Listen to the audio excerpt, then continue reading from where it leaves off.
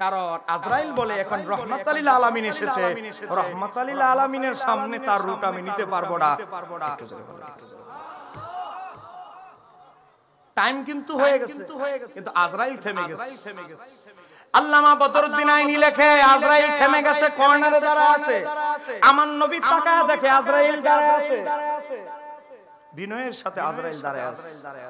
বলেন আজরাইল আমার নবীকে চিনি কি চিনে না? আমার নবীর মাকাম চিনি কি চিনে না? এ বাবা, আপনাদেরকে আমি বলছি, মনোযোগ দিয়ে শুনেন। আজরাইল তো আমার নবী তো অনেক দূরের কথা, একজন বুজুর্গ ব্যক্তি, একজন মুমিন ব্যক্তি, একজন আল্লাহর ওয়ালি যখন ইন্তিকাল করে, আজরাইল যখন তার কাছে এসে, তার কাছে আসার পর আজরাইল কি করে জানেন? হযরত ইমাম বাইহাকি তার শুআবুল ঈমান 402 নম্বর হাদিসে বর্ণনা করেছে। ইমাম জালালউদ্দিন সুয়ুতী তাফসীরে দুররে মানসুরে 5 নম্বর খণ্ড 128 নম্বর পৃষ্ঠা সূরা নাহলের 32 নম্বর আয়াতের, সূরা নাহলের 32 নম্বর আয়াতের ব্যাখ্যায় বলছেন, 32 নম্বর আয়াত সূরা নাহল। এ বাবা দেখেন কি এসেছে, আজরাইল যখন একজন আল্লাহর ওলির রূহ কবজ করতে আসে, তার কাছে যখন আসে, আজরাইল আসার পরে বলে ফাকালা আসসালামু আলাইকা ইয়া ওলি আল্লাহ, হে আল্লাহর ওলি আপনাকে সালাম। আপনাকে রাগ করছেন আমার উপরে? কত মাহফিল করি প্রতিদিন, দুইটা, এই মাসে 50টা মাহফিল আমার, 50টা, কিন্তু এমন অবস্থাতে দেখলাম না আপনারা আওয়াজ দিতেছেন না। ঘটনাটা কি? আমি কিন্তু কাহিনী বলছি না, প্রত্যেকটা রেফারেন্স বলছি। মনোযোগ। আল্লাহর ওলির কাছে যখন আজরাইল আলাইহিস সালাম আসে, আজরাইল এসে আল্লাহর ওলিকে বলে আসসালামু আলাইকা ইয়া ওলি আল্লাহ, হে আল্লাহর বন্ধু আপনার সালাম, আমি আজরাইলের সালাম। তারপরে আল্লাহু ইয়াকরাউ আলাইকা সালাম, আল্লাহও আপনাকে সালাম পাঠিয়েছে। এটা যদি হয় আল্লাহর ওলিদের শান, আমার নবীর সাথে কি কোনো তুলনা চলবে? আজরাইল এসে এক পাশে দাঁড়ায় রয়েছে, নবীরে দেখে এক পাশে দাঁড়ায় রয়েছে। রুটা নেয় কিভাবে? আমার নবী তো তার পাশে বসা। আজরাইল বেচারা তো মুসিবতে পড়ে গেছে, কর্নারে দাঁড়ায় আছে। আমার নবী ওই ইহুদি যুবককে বলতে লাগলো, সময় কম, এই ইহুদি বালক, তোমার হায়াত নাকের ডগায় লেগে আছে, অবস্থা খারাপ। আমি নবী চাই তোমার কলবে আমি নবীর মহব্বত আছে, আমি নবী চাই না আমার একজন আশিক দুজকে যাক। তোমার আর জান্নাতুল ফিরদাউসের মাঝখানে একটা দেয়াল তৈরি হয়ে আছে, আমি নবী চাই তুমি সেই দেয়ালটা ভেঙে ফেলো, সেটা হচ্ছে আমার হাতে বায়াত হয়ে যাও। তুমি যদি আমার হাতে বায়াত হও, তোমার সিনার ভিতরে যে আমি নবীর প্রতি যে অকৃত্রিম ভালোবাসা আছে, এই ভালোবাসা তোমাকে জান্নাতুল ফিরদাউসে ঢুকিয়ে দিবে। চিৎকার দিয়ে বলা যাবে কি সুবহানাল্লাহ।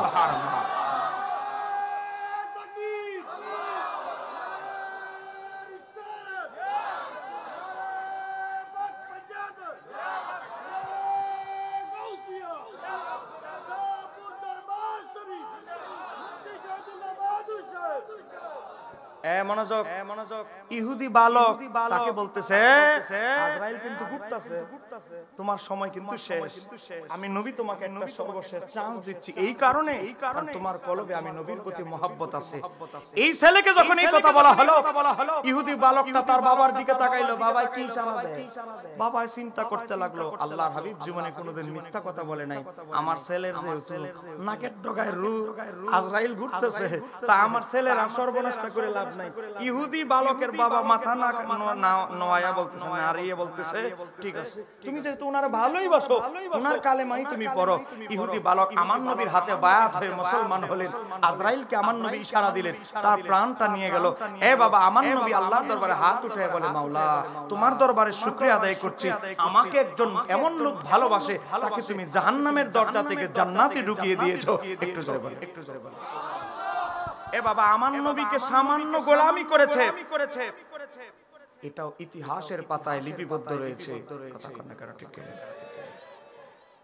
এই নবীর গোলামির উসিলায় তার কিন্তু হায়াতের বাজেট শেষ, কিন্তু আমার নবীর গোলামির বদৌলতে আল্লাহ তাকে জাহান্নামী থেকে জান্নাতি বানিয়ে দিয়েছে। এখন আপনাদের কাছে আমি জানতে চাই, এই যে ইহুদি বালক থেকে মুসলমান হলো, এই ইহুদি বালক থেকে মুসলমান হওয়ার সাথে সাথে সে মারা গেল। এই যে মারা ঈমান আনার পর সামান্য একটু মুহূর্ত সে জীবিত ছিল, এই সময় কি সে কোনো নামাজ পড়তে পারছে, রোজা রাখতে পারছে, হজ করতে পারছে, দান সদকা করতে পারছে। আপনি দূরবীন দিয়ে তাকাইলে মনে হবে তার আমলের পাল্লাটা জিরো, কিন্তু তার কলবে নবীর মুহাব্বতের কারণে সে থাকবে জান্নাতুল ফিরদাউসে। চিৎকার দিয়ে বলতে হবে সুবহানাল্লাহ। তাহলে নবীর মুহাব্বতের মূল্য আছে না নাই? জোরে বলতে হবে, নবীর মুহাব্বতের মূল্য আছে না নাই? এ বাবা, আমরা আজকে শাহ আলম হুজুর মানুষদেরকে আশিক রাসূলদেরকে ডাকে, নবীর ইশক মুহাব্বতের দিকে ডাকে। আশিক হওয়ার জন্য বানানোর জন্য হেফজ করা করেছে, আশিক বানানোর জন্য আজকে এত বড় 3 দিন ব্যাপী তাফসীরুল কোরআন মাহফিল করেছে, সুন্নি মহাসম্মেলন করেছে। কেন করেছে? মানুষের হৃদয়ে যেন নবীর মুহাব্বত সৃষ্টি হয়। কথা বলেন না কেন? ঠিক কি না? এ বাবা, মনে রাখবেন, আপনার প্রতি যদি সিনার ভিতরে যদি নবীর মুহাব্বত থাকে, পৃথিবীতে সরকার বলেন, রাষ্ট্রপ্রধান বলেন, যত কিছু আপনার বিরুদ্ধে থাকুক না কেন, কোন অপশক্তি আপনাকে কিছু করতে পারবে না। কথা বলেন না কেন? ঠিক কি না? আমার বাবার ভাইরা,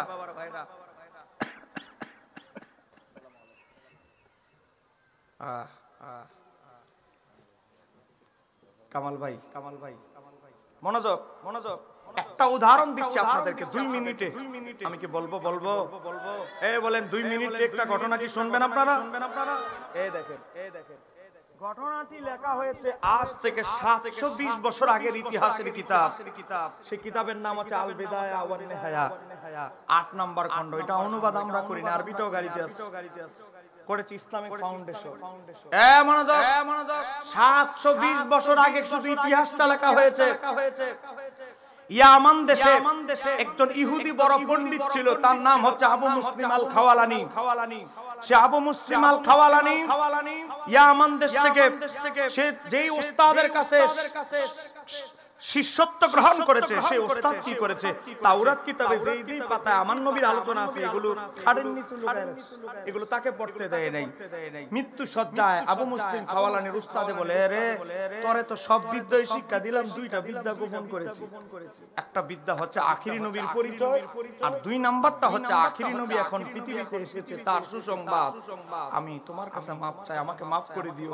খাটের নিচ থেকে ওই তাওরাতের যে পাতাগুলোতে নবীর আলোচনা আছে, ওই পাতাগুলো দিলেন।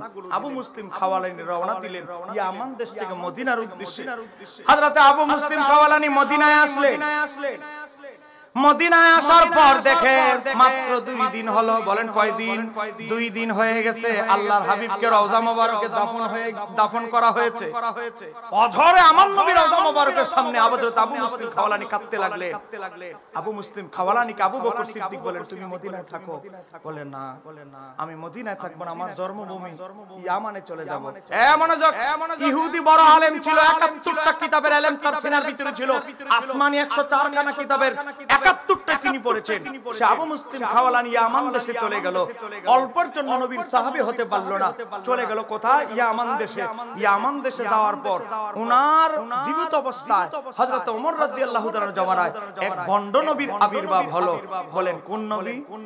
ভণ্ড নবী। আমার নবী বলেছে কিয়ামতের আগে 30 জন ভণ্ড নবী আসবে। গভীরভাবে লক্ষ্য করেন, ভণ্ড নবীর আবির্ভাব হলো। এই ভণ্ড নবীর পয়সাপাতি আবার ভালো, টাকা পয়সা খরচ করে কিছু দালাল ঠিক করে, আমার ভুয়া মুআজিজা মানুষের কাছে সাপ্লাই দিতে থাকবে, তাহলে আমার অনুসারী বাড়বো। 50-60 জন 100 জন দালাল বাইরে লাগিয়ে রাখছে, বাজারে ছেড়ে রাখছে, বিভিন্ন জায়গায় ছেড়ে রাখছে। এই দালালরা কি করতে লাগলো? বলতে লাগলো, ওই অমুক নবী উনি এমন এমন মুআজিজা দেখিয়েছে। ও বাবা, মুসলমানরা যখন তার বিরোধিতা করতে লাগলো, ওই ভণ্ড নবী তার দালাল দিয়ে, গুন্ডা বাহিনী দিয়ে তাদেরকে হত্যা করে ফেলতো, গুম করে ফেলতো, রাস্তা থেকে তুলে নিয়ে যেত, মরুভূমিতে কাজ করলে সেখান থেকে তুলে নিয়ে যেত। মানুষ, মুসলমানরা, সাধারণ মানুষ ভয় তার বিরুদ্ধে কথা বলতে ভয় পেয়ে গেল। এমন এক অবস্থায় আমার নবীর একজন আশিক, নবীকে দেখার সৌভাগ্য তার হয় নাই, আবু মুসলিম খাওয়ালানি, সে ইয়ামান দেশের সানা শহরের উঁচু এক জায়গায় পাথরের উপরে দাঁড়িয়ে, কি সমস্যা? ইয়ামান দেশের সানা শহরের রাজধানীতে একটা উঁচু পাহাড় পাথরের উপরে দাঁড়ায় মানুষকে ডাকতে লাগলো, ইয়া আইয়ুহান্নাস, হ্যাঁ মানুষেরা এদিকে আসো, এদিকে আস, এদিকে আস। বাজারের সমস্ত মানুষ জড়ো হয়ে গেল। আমার নাম আবু মুসলিম খাওয়ালানি। আমার নাম আবু মুসলিম আল খাওয়ালানি আল ইয়ামানি, আমি নবীর সাহাবী হওয়ার সৌভাগ্য আমার হয় নাই, কিন্তু আমি নবীর দোয়া পেয়েছি রওজা মোবারক থেকে। আমি আবু মুসলিম খাওয়ালানি তোমাদের ভণ্ড নবীকে চ্যালেঞ্জ দিচ্ছি, বাহাস করার জন্য বাহাস হবে, তবে কিতাবের জোরে নয়, বাহাস হবে জবানের জোরে নয়, বাহাস হবে বেলায়েতের জোরে। বেলায়েতের জোরে বাহাস হবে। শাহজালাল আল ইয়ামানি হযরত খাজা গরিবে নওয়াজ ইলম দিয়া কিতাব দিয়া মানুষকে কালেমার ছায়া তুলে আনে নাই, এনেছে বেলায়েতের জোরে। কথা বলেন না কেন? ঠিক কিনা? বাহাস হবে বেলায়েতের জোরে। বাহাস কিভাবে হবে? বাহাস হবে আগামীকাল সকাল 10টায় আগুনের কুণ্ডলি বানানো হবে, আগুনের ভিতরে আমিও ঝাঁপ দিব 1 ঘন্টা। 1 ঘন্টা আমি আগুনের ভিতরে থাকবো। 1 ঘন্টা থাকার পর যদি আগুন আমাকে খেয়ে ফেলে তাহলে আমার নবী মিথ্যা, আর এই ভণ্ড নবীকে আগুনের ভিতরে ঢুকাইবা, তাকে যদি আগুনে খেয়ে ফেলে তাহলে সে ভণ্ড নবী, সে মিথ্যা। একটু জোরে বলা যাবে কি? সুবহানাল্লাহ। বলেন এই চ্যালেঞ্জ কি? আদামুল্লাহ কোন আদামুল্লাহ কখনো নিতে পারবে? আপনাদের এই বরুরার যত খারিজি মোল্লা আছে সবগুলো একসাথে গাঁটটি বাঁধিয়ে হলো তোমাদের মধ্য থেকে একজনকে প্রতিনিধি বানাও। এই চ্যালেঞ্জ কি সবাই দিতে পারবে? আবু মুসলিম খাওয়ালানি চ্যালেঞ্জ দিয়ে চলে গেলেন, ইশারের নামাজ পড়লেন, কেঁদে কেঁদে নবীর প্রতি দুরূদ শরীফ পড়তেছে। হযরত আবু মুসলিম খাওয়ালানি রাহমাতুল্লাহ আলাইহি ঘুমিয়ে গেছেন। ঘুমের ঘরে দেখে রাহমাতাল লিল আলামিন ইয়ামান দেশে আবু মুসলিম খাওয়ালানি ঘুমিয়ে আছে। রাহমাতাল লিল আলামিন আবু মুসলিম খাওয়ালানির ঘরে তাশরীফ এনেছে।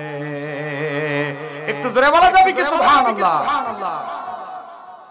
আমার নবী আবু মুসলিম খাওয়ালানিকে বললেন, আবু মুসলিম খাওয়ালানি ঘুম থেকে উঠো। উনি ঘুম থেকে উঠলেন, ঘুমের ভিতরে স্বপ্ন দেখতেছে, স্বপ্ন বাস্তব। চোখ খুলে দেখে আমার নবী ওনার খাস কামরায় দাঁড়িয়ে আছে। আমার নবী বললেন, আমার দিকে আসো। আমার নবী তাকে জড়িয়ে ধরলেন, তার গোটা শরীরের মাঝে মালিশ করে দিলেন। আমার নবীর নূরানি হাত যার শরীরের মাঝে লেগেছে তাকে কোনোদিন এই দুনিয়ার আগুন তো দূরের কথা, জাহান্নামের আগুনও স্পর্শ করতে পারবে না। কথা কোন ঠিক কিনা? আমার নবী বললেন, আবু মুসলিম খাওয়ালানি তুমি আমার এত বড় আশিক, তুমি আমাকে এত বেশি ভালোবাসো, আমি খুশি হয়ে গিয়েছি তোমার প্রতি, আমি তোমার জন্য দোয়া করে দিলাম। তবে আমি তোমাকে হুকুম দিচ্ছি এই মুহূর্তে তুমি ঘর থেকে বেরিয়ে যাও, তোমার চেহারাটা ডেকে লুকিয়ে তুমি কৌশল করে হিকমতে চলে যাও, কারণ ভণ্ড নবীর দালালরা তোমার হত্যা করতে আসতেছে, তাড়াতাড়ি তুমি বেরিয়ে যাও। বাহাসের মাত্র অল্প কিছুক্ষণ আগে তোমার চেহারা প্রকাশ করে আবু মুসলিম খাওয়ালানি চলে গেল। ভণ্ড নবীর অনুসারীরা ঘরে কেউ নাই, বিছানাটা দাঁত দিয়ে দেখে বিছানাটা গরম, বুঝতে পারছে কিছুক্ষণ আগে চলে গেছে। বাবা আমি ইতিহাসের কিতাব থেকে বলছি, পয়রা পয়রা শোনাবো, আগে মূল কথাটা বলছি। আবু মুসলিম খাওয়ালানি চলে গেল, ভণ্ড নবীর অনুসারীরা এসে দেখে লোক নাই। ফজরের পর থেকেই ঢোল বাজানো শুরু করেছে, দপ দপ আওয়াজ শুরু করে দিয়েছে, ভণ্ডন তোমাদের নবী, ইসলাম ধর্মের নবীর একজন অনুসারী, কি নাকি কি জানে নাম, কি জানে আবু মুসলিম খাওয়ালানি, এভাবে বলতেছে দালালেরা। এত ফালাইছে বাহাসের ছেলে দিয়া। বলেন আমার নবীর আশিকরা কি কখনো পালায়? নবীর যত আশিকরা বাবা এই বাংলার জমিনে যারা সুন্নিয়তের জন্য জীবন দিয়েছে, বাহাস মুনাজারা করেছে, নবীর কোন আশিক জীবনে কোনদিন বাহাসের চ্যালেঞ্জ দিয়ে পালিয়েছে তার কোন নিদর্শন ইতিহাসে? আবু মুসলিম খাওয়ালানি শুনতেছে, এর পাশে দব বাজায় বাজায় এর বিরুদ্ধে বলতেছে। আবু মুসলিম খাওয়ালানি দাঁতগুলো কিমরে ধরে রাখছে, কারণ আমার নবী বলেছে সাবধান, বাহাসের কিছুক্ষণ আগে ছাড়া তোমার মুখ প্রদর্শন করবে না, চেহারা প্রদর্শন করবে না, এটা আমার নবীর নির্দেশ। বাহাসের সময় যখন নিকটবর্তী হয়ে গেল, আবু মুসলিম খাওয়ালানি রুমালটা সরায়া, মুখ থেকে পর্দা সরায়া বলে পাথরের উপরে দাঁড়ায়া, আমি আল্লাহর হাবিবের উম্মত মুহাম্মদুর রাসূলুল্লাহ সাল্লাল্লাহু আলাইহি সাল্লামের উম্মত, আল্লাহর হাবিবের উম্মতেরা কখনো পালায় না। দাঁড়ায় বলে বাহাস এখনই হবে, আগুন জ্বালাও, তোমার ভণ্ড নবীর নিয়ে আসো। এই বেচারা যখন শুনছে আবু মুসলিম খাওয়ালানি অপেক্ষা করতেছে, এই বেচারা আসতেছে না, টাইম নে হেসরা বক্তবিন্দুরা টাইম নিয়ে বাহাসের ময়দানে নিয়ে এসেছে, স্টেজ করা হয়েছে, অতিথি আর হাজার হাজার ইয়ামান দেশের আশেপাশে যত মানুষ আছে সব জড়ো হয়ে গেল যে আগুন বেলাতের প্রতিযোগিতা হবে। হে বাবা, আবু মুসলিম খাওয়ালানি রেডি হয়ে গেলেন, বলেন আমি রেডি। আগুন কি রেডি? আগুন রেডি, আগুন জ্বালিয়ে দাও। আবু মুসলিম খাওয়ালানি পাগড়ি পরিহিত অবস্থায় আবু মুসলিম খাওয়ালানি তিনি ঢুকে গেলেন আগুনের কুণ্ডলীর ভিতরে। কথা ছিল, চুক্তি ছিল 1 ঘন্টা আগুনের কুণ্ডলীর ভিতরে থাকবেন, কিন্তু তিনি ছিলেন 3 ঘন্টা। একটু জোরে বলেন না সুবহানাল্লাহ। 3 ঘন্টা পর যখন তিনি বের হচ্ছে, ভণ্ড নবী দিল একটা দেউর, ভণ্ড নবীর অনুসারীরা তার অনুসারীরাই তারে ধরে এমন গণপিটানি দিয়েছে, দুনিয়া থেকে জাহান্নামে পাঠিয়ে দিয়েছে। বাবা, তখন মুসলমান যত ভণ্ড নবীর অনুসারী ছিল তারা আবার তওবা করে কালেমা পড়ল। এই সংবাদ পুষতে পুষতে পুষতে চলে গেল হযরত ওমর রাদিয়াল্লাহু তাআলার কানে। হযরত ওমর রাদিয়াল্লাহু তাআলা কি করলেন? ইমাম ইবনে কাসির আল বিদায়া ওয়ান নিহায়া খণ্ড নাম্বার 8 পৃষ্ঠা নাম্বার 277, বলেন পৃষ্ঠা নাম্বার 277, কিচ্ছা বলছেন আমি, সনদ সহ riwayat বলছি। 277 পৃষ্ঠা ইমাম ইবনে কাসির উল্লেখ করছেন, কয় কি এই খবর যখন হযরত ওমর রাদিয়াল্লাহু তাআলার দরবারে চলে গেলেন, হযরত ওমর চিঠি পাঠায় বলে, এ আবু মুসলিম খাওয়ালানি, আমি আমিরুল মুমিনিন ওমর ইবনে খাত্তাব তোমাকে অনুরোধ করছি, হুকুম দিচ্ছি বলে নাই, বলছে আমি অনুরোধ করছি তুমি একবার ইয়ামান দেশে আসো। আমি রাষ্ট্রীয় ব্যস্ততার কারণে ইয়ামানে যেতে পারছি না, আমি ওমর তোমাকে অনুরোধ করছি তুমি একবার মদিনায় আসো, আমি তোমাকে দেখে সৌভাগ্যবান হতে চাই। হযরত ওমর রাদিয়াল্লাহু তাআলা চিঠি পেয়ে আবু মুসলিম খাওয়ালানি রওনা দিলেন ইয়ামান দেশ থেকে। মদিনায় যখন আসলেন, গভীর মনোযোগ, হযরত ওমর রাদিয়াল্লাহু তাআলা দরবারে যখন হযরত আবু মুসলিম আল খাওয়ালানি আসলেন, আসার পরে কি হলো, হযরত ওমর রাদিয়াল্লাহু তাআলা উনি একটা চেয়ারে বসা ছিলেন, চেয়ারটা ছেড়ে দিয়ে তাকে বসতে দিলেন। বসতে দেওয়ার পরে হযরত ওমর রাদিয়াল্লাহু তাআলা বললেন, সমস্ত প্রশংসা আল্লাহর, যিনি আমাকে মৃত্যুর পূর্বে উম্মতে মুহাম্মাদীর মাঝে এমন এক ব্যক্তির দর্শন দান করেছেন যার সাথে আল্লাহ হযরত ইব্রাহিম আলাইহিস সালামের ন্যায় আচরণ করেছেন। জোরে বলেন না সুবহানাল্লাহ। হাত উঠায়া হযরত ওমর ইবনে খাত্তাব উনার চেহারে বসাইতে দিয়া আল্লাহর দরবারে হাত উঠায়া বলে, মাওলা তোমার দরবারে শুকরিয়া আদায় করছি, এমন একজন ব্যক্তি তুমি উম্মতে মুহাম্মাদীর মাঝে তুমি রেখেছো, তাকে আবার আমার জিয়ারত দিয়েছো, দিদার দিয়েছো, তার সাথে সাক্ষাৎ করা। আল্লাহ যার সাথে তুমি ইব্রাহিম নবীর সাথে যেমন আচরণ করেছো তার সাথেও তেমন আচরণ করেছো। ও মাওলা, আমি তাকে দেখে আমি সন্তুষ্ট, খুশি, তুমি উম্মতে মুহাম্মাদীকে এত মর্যাদা দান করেছো। একটু জোরে বলেন না সুবহানাল্লাহ। আবু মুসলিম খাওয়ালানিকে তারপরে এরপর দেখেন ইমাম ইবনে কাসির লিখতেছে, এরপর তিনি মানে হযরত ওমর তার 2 চোখের মাঝখানে মানে কপালে চুমু খাইতে লাগলেন। একটু জোরে বলেন না সুবহানাল্লাহ। এ বাবা, নবীর আশিক যদি হতে পারে, নবীর পক্ষে যদি ঝুঁকি আপনি নেন, আমার নবী আপনার সাথে আছে না নাই? এ বাবা, ঝুঁকি নিতে আমরা পারি না।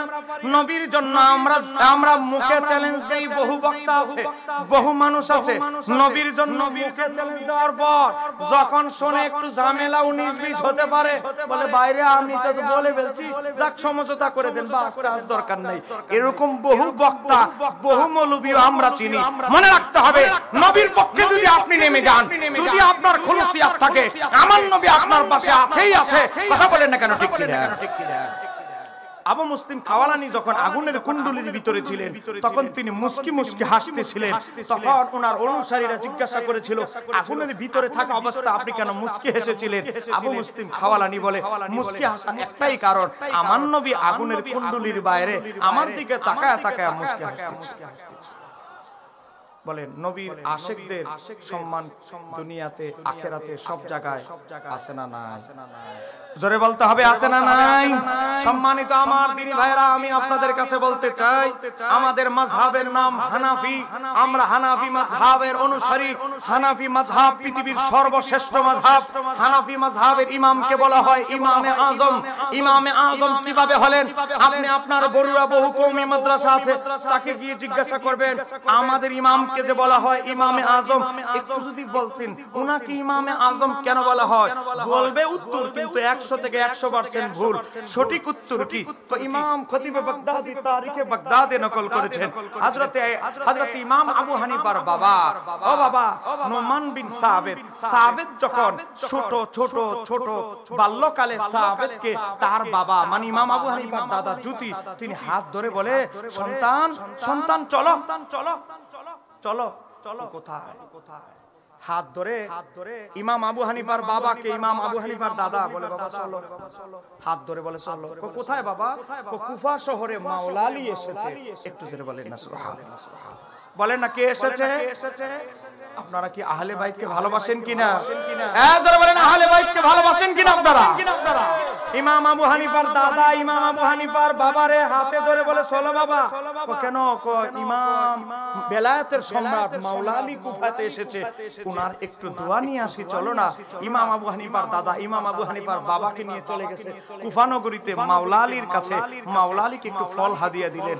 ফল হাদিয়া দেওয়ার পরে ইমাম আবু হানিফার দাদা বলে, ও শেরে খোদা মাওলা আলী, ও নবীর কন্যার জামাতা, ও বেলায়েতের সম্রাট, আমি আমার ছেলেটার জন্য একটু দোয়া চাই। মাওলা আলী বলে, তোমার ছেলের জন্য দোয়া করে দিলাম, তোমার ছেলের বংশ থেকে এমন একটা আওলাদ আসবে যার জ্ঞানে গোটা পৃথিবী আলোকিত হবে। চিৎকার দিয়ে বলতে হবে সুবহানাল্লাহ। ইমাম আবু হানিফা হচ্ছে মাওলা আলীর নজর, মাওলা আলীর বেলায়েতের নজর, মাওলা আলীর দোয়ার ফসল হচ্ছে ইমাম আবু হানিফা রাহমাতুল্লাহ আলাইহি। একটু জোরে বলা যাবে কি সুবহানাল্লাহ? এ বাবা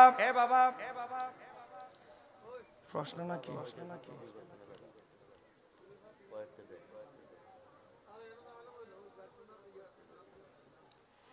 গভীর মনোযোগ, একটু অপেক্ষা করে, গভীর মনোযোগ। ইমাম আবু হানিফা রাহমাতুল্লাহ আলাইহি এত বড় মুফতি, এত বড় ইমাম হওয়ার পিছনে এক নাম্বার কারণ ইমাম আবু হানিফা রাহমাতুল্লাহ আলাইহি যিনি বেলায়েতের নজর পেয়েছেন, তিনি হচ্ছেন মাওলা আলী মুশকিল কুশা। ইমাম আবু হানিফা বলে, তারপরেও আমি ইমাম আবু হানিফা এত বড় ইমাম হয়েছি, আরো বাকিটা আমাকে যিনি সহজ করে দিয়েছেন, তিনি কে? তিনি হচ্ছে আওলাদে রাসূল ইমাম জাফর সাদিক রাদিয়াল্লাহু তাআলা। আমি ইমাম জাফর সাদিক রাদিয়াল্লাহু তাআলার সোহবতে গেলাম, 2 বছর ওনার সোহবত লাভ করলাম। ইমাম জাফর সাদিককে, ইমাম জাফর সাদিক হচ্ছে ইমাম জয়নুল আবেদিনের নাতি, ইমাম জয়নুল আবেদিনকে ইমাম হুসাইনের শাহজাদা, ইমাম হুসাইনকে খাতুনে জান্নাতের সন্তান, ইমাম হুসাইনকে জান্নাতের কোটি কোটি যুবকদের সর্দার। ইমাম হুসাইনের যিনি বংশধর, তিনি হচ্ছে ইমাম জাফর সাদিক। ইমাম জাফর সাদিক রাদিয়াল্লাহু তাআলা, ইমাম জাফর সাদিক রাদিয়াল্লাহু তাআলা সোহবত যিনি লাভ করেছেন, ইমাম জাফর সাদিক থেকে যিনি বেলায়েত লাভ করে এত বড় ইমাম হয়েছেন, তার নাম হচ্ছে ইমামে আজম ইমাম আবু হানিফা রাহমাতুল্লাহ আলাইহি। চিৎকার দিয়ে বলা যাবে কি সুবহানাল্লাহ?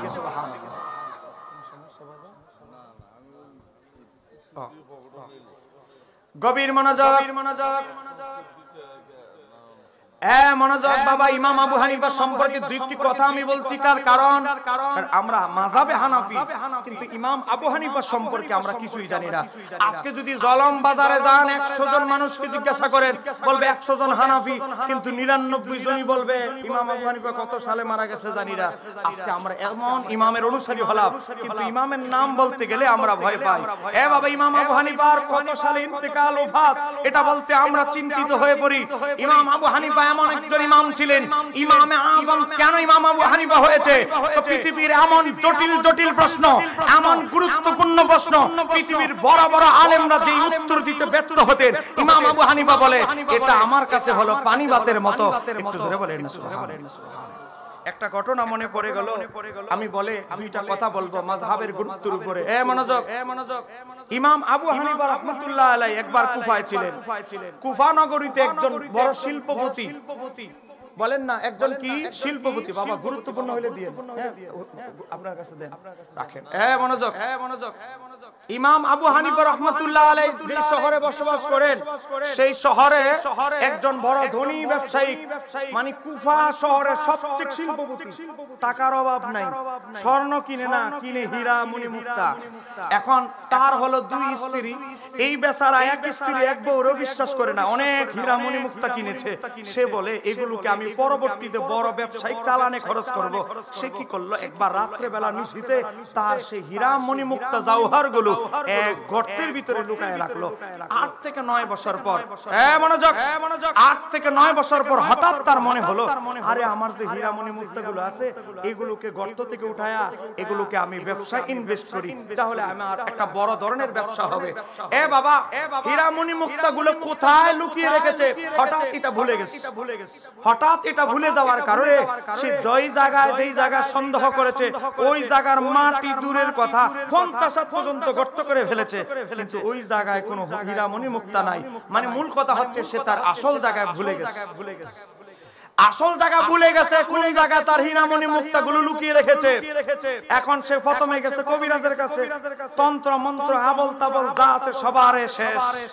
তারপরে গেল পীর বুজুর্গদের কাছে যাওয়া শুরু করছে। ওনার শহরে যারা মনে নাও যেন বিভিন্ন হুজুর টুজুর আছে, প্রথম পড়াইলে দোয়াটাও পড়ায় দেখে কোনো কাম হচ্ছে না। ওই ব্যক্তি এ বাবা মনোযোগ, কুফার যিনি সবচেয়ে বড় ব্যবসায়ী, সে বসরার বড় বড় আলেমদের কাছে চিঠি পাঠালো। এ বাবা মক্কার বড় বড় আলেম, সিরিয়ার বড় আলেম, এ বাবা বিভিন্ন শহরের বড় বড় আলেমদের কাছে চিঠি পাঠাইলো যে আমার বিশাল কোটি কোটি কোটি টাকার সম্পদ, হীরা জওহর, এগুলো আমি এক জায়গায় লুকিয়ে রেখেছি, কিন্তু 8-9 বছর পরে জায়গাটা ভুলে গেছি কোন জায়গায় গর্তের মধ্যে লুকিয়েছি। মনে করার যেই জায়গায় আমার সম্পদগুলো লুকায় রাখছি, ওই ভুলে যাওয়া জিনিসটা মনে আসার কোন আমল আছে কিনা, পদ্ধতি আছে কিনা, তদবির আছে কিনা। এই বেচারা গোটা পৃথিবীর যত মুসলিম শহর আছে সব জায়গায় চিঠি পাঠাইতে গিয়ে সব শেষে চিঠি পাঠাইলো মদিনা শরীফে ইমাম মালিকের কাছে। ইমাম মালিকের কাছে চিঠি গেল। ইমাম মালিক সব দেশের চিঠি পড়তেন, শুধু এক দেশের চিঠি নিজের হাতে পড়তেন না, সেটা হলো ইরাক। ইরাকের কুফা নগরীর মানুষের চিঠি ইমাম মালিক ধরতেন না, কারণ এই কুফার মানুষরা ইমাম হুসাইনের সাথে গাদ্দারি করেছে। ইমাম মালিককে বলা হলো কুফা থেকে চিঠি এসেছে। ইমাম মালিক বলেন আমাকে দিস। পর কি লিখছে? লিখেছে একজন ব্যবসায়ী, সে তার অনেক মণিমুক্তা হীরা জওহর সে এক গর্তের মধ্যে লাগছে, সে কাউকে সাক্ষী না রাখা একা রাখছে, কিন্তু সেটা ভুলে গেছে। এটা কোথায় রাখছে? ভুলে যাওয়া জিনিসটা মনে হওয়ার কোনো আমল বা কিছু সমাধান আছে কিনা এটা আপনার কাছে জানতে চায়।